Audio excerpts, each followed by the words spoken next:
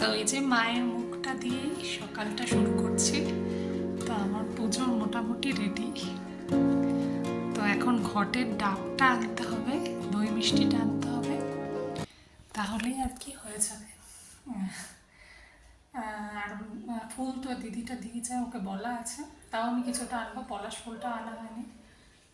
তো সকালটা শুরু করছি, পুজো সব রেডি, এখন 8:20 মতো বাজে। এখন যাব হচ্ছে দই মিষ্টিটা আনতে, কারণ ঠাকুরমশাই কখন ঢুকে পড়বে বলা যাচ্ছে না। আর আজকে যেহেতু খুব তাড়া, সবার বাড়িতেই পুজো থাকে। তো চলো সরস্বতী পুজো ব্লগ মায়ের মুখ দেখে শুরু করলাম। তো সারাদিনের ব্লগ শুরু করছি, তো দেখতে থাকো।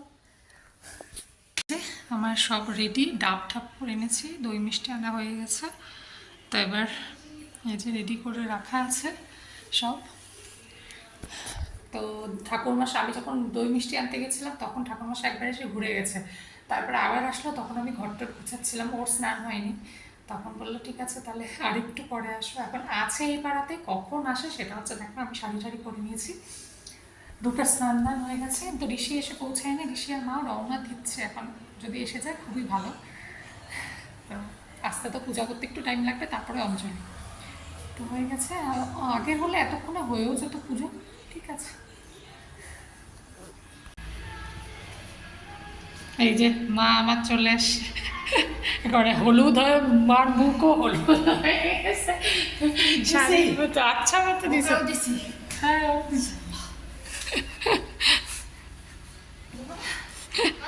দুইবার এসে ঘুরে গেছে, এখন যে কখন আসবে ঠাকুরমশাই জানি না। গেছিলাম ঠাকুরমশাইয়ের সন্ধানে, ঠাকুরমশাই দুবার এসে ঘুরে গেছে। তো ফোনও পাচ্ছি না, ওনার সুইচ অফ। ওই জন্য গেলাম, ওই পাড়ারই আরেক বাড়িতে করছে, বললাম এটা করে আসো, তাড়াতাড়ি বলে করেই যাচ্ছি। ওরাও তো সব না খেয়ে আছে না। পূজা এখনই শেষ হলো, মানে ডেকে ঢুকে নিয়ে আসা আর কি, দুবার ঘুরে গেছে না ওই জন্য। তো সবাই দাঁড়িয়ে থাকে সামনে। তো যাই হোক, পূজাটা হয়ে গেল, এখন প্রসাদ দেব। এই যে এখানে মাছ ভাজা, যে এটা বোয়াল মাছ, আর এখানে লাল শাক এনেছে, এটা করা হয়ে গেছে, তেল বাড়াচ্ছে।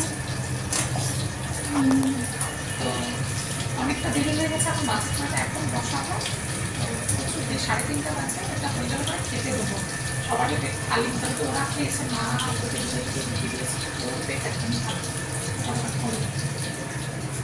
সন্ধ্যা দিয়ে আসলাম, বন্ধ করে দিয়েছি প্রদীপটা, কারণ হচ্ছে প্রদীপের বুকটা না জ্বলে যাচ্ছিল, এই সলতাগুলো ভালো না ওই জন্য।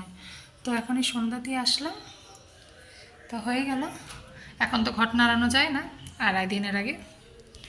তো এই যে বাকি ফলগুলো এই যে বার করা আছে, লেক্সটা এক দুটো ঠাকুরের জন্য রেখেছি, বাকিগুলো বের করে নিলাম। তারপর হচ্ছে মা যেহেতু চলে যাবে, মাকে দিয়ে আসবো 7টার দিকে, 6টা বাজে। তাই করতে করতে দিনটা শেষ হয়ে গেল। পুজো থাকলে তো আরও তাড়াতাড়ি দৌড়ায় দিন। তো এই হলো অবস্থা। এখনও তো ভিডিও এডিট করা হয়েছে, আপলোড করা হয়নি। তো এখন করতে দেবো, তারপর পাবলিশ হবে। দেরি হলো আজকে, কিছু করার নেই।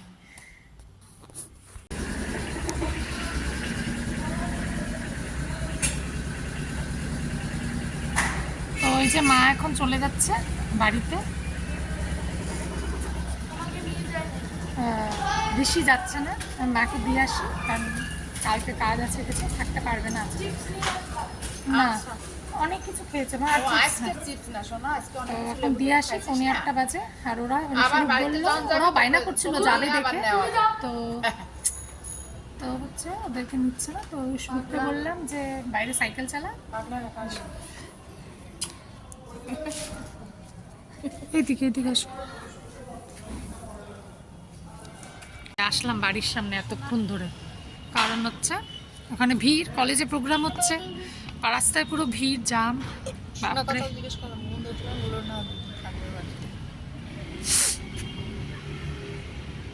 8:30 বেজে গেছে, 8:30 বাজেনি, 8:22 মতো বাজে।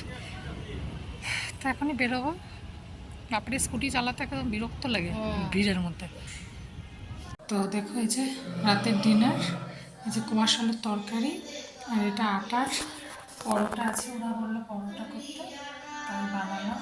ওই কিছুই না, নর্মাল আটায় যেভাবে মাখি জাস্ট তেল দিয়ে সেঁকে দিয়েছি আর এরকম শেপ দিয়েছি।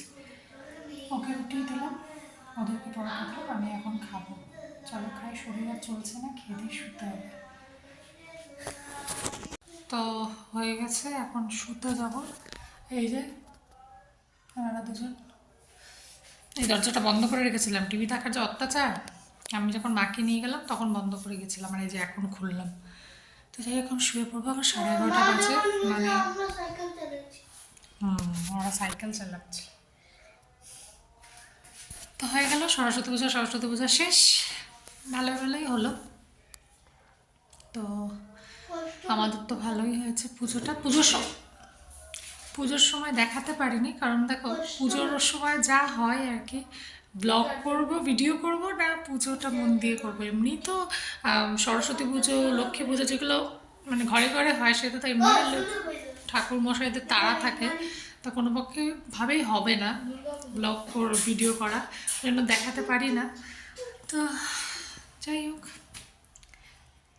তো চলো আজকের ব্লগটাও শেষ করছি এখানেই। কালকে আবার নতুন আরেকটি ব্লগে তোমাদের সাথে দেখা হবে। সবাই ভালো থেকো, সুস্থ থেকো। ব্লগ কেমন লাগলো অবশ্যই করে জানিও কমেন্ট করে। তো চলো, গুড নাইট, বাই বাই।